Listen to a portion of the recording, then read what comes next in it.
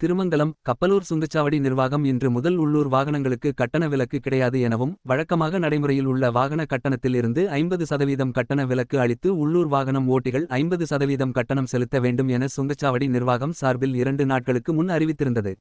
இதற்கு எதிர்ப்பு தெரிவித்து திருமங்கலம் பகுதி வாகன ஓட்டிகள் நேற்று முற்றுகை போராட்டம் நடத்தினர்.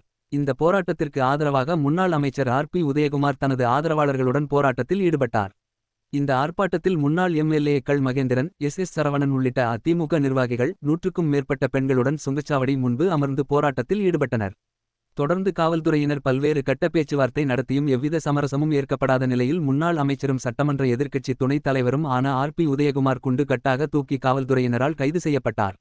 மேலும் கைது செய்யப்பட்டு பேருந்தில் ஏற்றப்பட்ட ஆர்.பி. உதயகுமாரை கீழே இறக்கி விட வேண்டும் என போராட்டக்காரர்கள் தொடர்ச்சியாக அவரை விடுவிக்க கோரி காவல் வாகனத்தை பொதுமக்கள் முற்றுகையிட்டதால் பெரும் பரபரப்பு ஏற்பட்டது.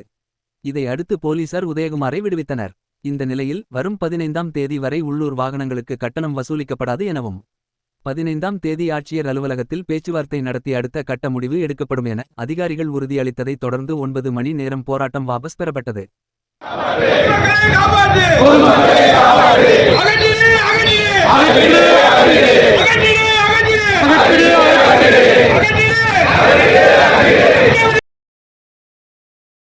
கள்ளக்குறிச்சி கள்ளச் சாராய உயிரிழப்புகளுக்கு நான் தான் காரணம் என்று கூறியுள்ள ஆர்.எஸ். பாரதிக்கு எதிராக நீதிமன்றத்தில் மானநஷ்ட வழக்கு தொடர்ந்துள்ளேன்.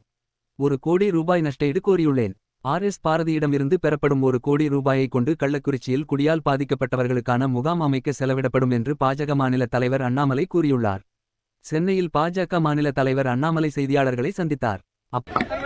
இன்று நீதிமன்றத்தில் திராவிட முன்னேற்ற கழகத்தினுடைய அமைப்புச் செயலராக இருக்கக்கூடிய திரு ஆர்.எஸ். பாரதி அவர்கள் ஜூன் மாதம் 23ஆம் தேதி நம்முடைய கள்ளக்குறிச்சியில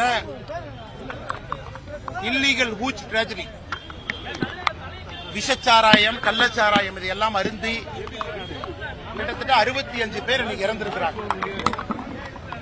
23/6/2024 ஆர்.எஸ். பாரதி அவர்கள் ஒரு பத்திரிகையாளர் சந்திப்பில் என்ன சொன்னாங்கன்னா, இதற்கு காரணம் அண்ணாமலை, அதாவது நான், அண்ணாமலையினுடைய கான்ஸ்பிரசி, அதாவது கூட்டுச்சதி, சதி செய்து எங்கேயோ ஒரு இடத்துல இருந்து கள்ளச்சாராயத்தை கொண்டு வந்து அதை கள்ளக்குறிச்சியில் நம்ம கொடுத்திருக்கோம், அதனால மக்கள் இறந்துட்டாங்க அப்படின்னு அமைப்பு செயலாளர் திரு ஆர்.எஸ். பாரதி அவர்கள் சொன்னாங்க.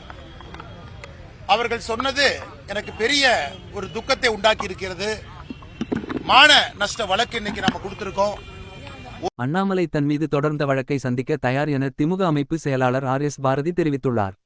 கள்ளக்குறிச்சி சம்பவம் தொடர்பாக அவருக்கு தான் அனுப்பிய நோட்டீஸுக்கு பதிலளிக்காத அண்ணாமலை தற்போது அவதூறு வழக்கு தொடர்ந்துள்ளதாக விமர்சித்துள்ளார். மேலும் அண்ணாமலையை பற்றிய நிறைய தகவல்கள் வெளிவரத் தொடங்கி விட்டதாக கூறிய அவர், மற்ற தலைவர்களும் இதுபற்றி பேச ஆரம்பித்துவிட்டார்கள் என்றார். செந்தில் பாலாஜியின் ஜாமீன் வழக்கு ஒத்திவைப்பு. சட்டவிரோத பணப்பரிமாற்ற வழக்கில் கடந்த ஆண்டு ஜூன் 14ஆம் தேதி கைது செய்யப்பட்டு தற்போது வரை சிறையில் உள்ள செந்தில் பாலாஜி ஜாமீன் கோரி உச்சநீதிமன்றத்தில் மனு தாக்கல் செய்திருந்தார்.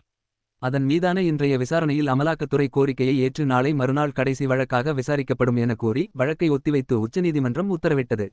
மீண்டும் ஒரு கள்ளக்குறிச்சி சம்பவம் நிகழாமல் தமிழக அரசு தடுக்க வேண்டும் என டிடிவி தினகரன் வலியுறுத்தியுள்ளார். கள்ளக்குறிச்சி மரணங்களின் சுவடு மறைவதற்குள்ளாகவே புதுச்சேரி மலிவு விலை சாராயத்தை அருந்தி 7 பேர் பாதிக்கப்பட்டிருப்பது அதிர்ச்சியடைய வைத்துள்ளதாக தெரிவித்துள்ளார். கள்ளச்சாராய விவகாரத்தில் மௌனம் காக்காமல் அரசு அதனை தடுக்க நடவடிக்கை எடுக்க வேண்டும் என்றும் கேட்டுக்கொண்டார். ஊரக பகுதிகளில் மக்களுடன் முதல்வர் திட்டத்தை முதல்வர் ஸ்டாலின் தருமபுரியில் இன்று தொடங்கி வைக்கிறார். அரசின் சேவைகள் விரைவாகவும் எளிதாகவும் மக்களுக்கு கிடைப்பதற்காக இந்த திட்டம் உருவாக்கப்பட்ட நிலையில் முதல்கட்டமாக நகர்ப்புறங்களில் கடந்த டிசம்பர் மாதம் தொடங்கப்பட்டது. அதைத் தொடர்ந்து ஊரக பகுதிகளில் இந்த திட்டத்தை விரிவுபடுத்தும் வகையில் இன்று இந்த திட்டத்தை முதல்வர் ஸ்டாலின் தொடங்கி வைக்க உள்ளார். தமிழகம் முழுவதும் போலீஸ் வளையத்துக்குள் ரவுடிகள். தமிழ்நாட்டை உலுக்கிய ஆம்ஸ்ட்ராங் படுகொலையைத் தொடர்ந்து சென்னையில் 6,000 பேர் உட்பட தமிழ்நாடு முழுவதும் ரவுடி பட்டியலில் உள்ள 21,000 பேர் பட்டியலை போலீசார் தயாரித்துள்ளனர். அதன் அடிப்படையில் போலீசார் ரவுடிகளின் வீடுகளுக்கு நேராக சென்று எச்சரித்து வருகின்றனர். மேலும் ரவுடிகளை A+, B+, C என 4 பிரிவுகளாக தரம் பிரித்து நடவடிக்கை எடுக்க அனைத்து மாவட்ட போலீசாருக்கும் உத்தரவிடப்பட்டுள்ளது. மருத்துவக் கல்வி வணிகமயமாவதை ஊக்குவிக்கும் நீட் தேர்வு உடனடியாக ரத்து செய்யப்பட வேண்டும் என பாமக தலைவர் அன்புமணி ராமதாஸ் வலியுறுத்தி உள்ளார். இது தொடர்பாக அவர் தெரிவித்துள்ளதாவது: மருத்துவக் கல்வி மாணவர் சேர்க்கைக்கான கலந்தாய்வு அட்டவணை இதுவரை அறிவிக்கப்படாத நிலையில் தமிழ்நாட்டில் உள்ள நிகர்நிலை பல்கலைக்கழகங்கள் மருத்துவக் கல்வி மாணவர் சேர்க்கை இடங்களை ஏலத்தில் விற்பனை செய்ய தொடங்கியுள்ளன. மருத்துவ படிப்பு மாணவர் சேர்க்கைக்காக நடப்பாண்டில் நடத்தப்பட்ட நீட் தேர்வு செல்லுமா என்பதே இன்னும் தீர்மானிக்கப்படாத நிலையில் அதனடிப்படையில் நிகர்நிலை பல்கலைக்கழகங்கள் போட்டி போட்டுக்கொண்டு மாணவர்களை சேர்ப்பது உச்சநீதிமன்றத்தை அவமதிப்பதாகும். தனியார் நிகர்நிலை பல்கலைக்கழகங்களில் மருத்துவ மாணவர் சேர்க்கை இடங்கள் விலை வைத்து விற்பனை செய்யப்படுவதை தடுப்பதும் மருத்துவக் கல்வியின் தரத்தை உயர்த்துவதும் தான் அதன் நோக்கங்கள் என்று மத்திய அரசால் அறிவிக்கப்பட்டது. ஆனால் நீட் தேர்வு அறிமுகம் செய்யப்பட்ட நாள் முதல் ஓராண்டில் கூட இந்த நோக்கங்கள் நிறைவேற்றப்படவில்லை. மருத்துவக் கல்வி வணிகமயமாவதை ஊக்குவிக்கும் நீட் தேர்வு இனியும் தொடரக்கூடாது. எனவே நீட் தேர்வை மத்திய அரசு நிரந்தரமாக ரத்து செய்ய வேண்டும் என தெரிவித்தார். போலீஸ் மற்றும் வக்கீல்கள் இடையே தள்ளுமுள்ளு. நெல்லையில் பரபரப்பு. மத்திய அரசு கொண்டு வந்துள்ள 3 குற்றவியல் சட்டங்களை திரும்ப பெற கோரி நெல்லை சந்திப்பு ரயில் நிலையத்தில் நெல்லை மாவட்ட வழக்கறிஞர் சங்கத்தினர் ரயில் மறியல் போராட்டத்தில் ஈடுபட சென்றனர். போலீசார் அவர்களை உள்ளே விடாமல் தடுத்து நிறுத்தியதால் ரயில் நிலையத்தில் அமைக்கப்பட்ட தடுப்புகளை தள்ளிவிட்டு வழக்கறிஞர்கள் உள்ளே செல்ல முயன்றனர். அப்போது போலீசார் அவர்களை கைது செய்தனர். இதனால் அங்கு பரபரப்பு நிலவியது.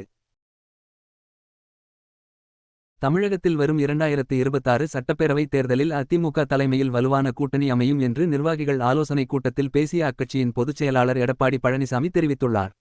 சென்னை ராயப்பேட்டையில் உள்ள கட்சி தலைமை அலுவலகத்தில் இன்று காஞ்சிபுரம், ஸ்ரீபெரும்புதூர் ஆகிய தொகுதி நிர்வாகிகள், மாவட்ட செயலாளர்கள் ஆகியோருடன் ஆலோசனை நடத்தினார்.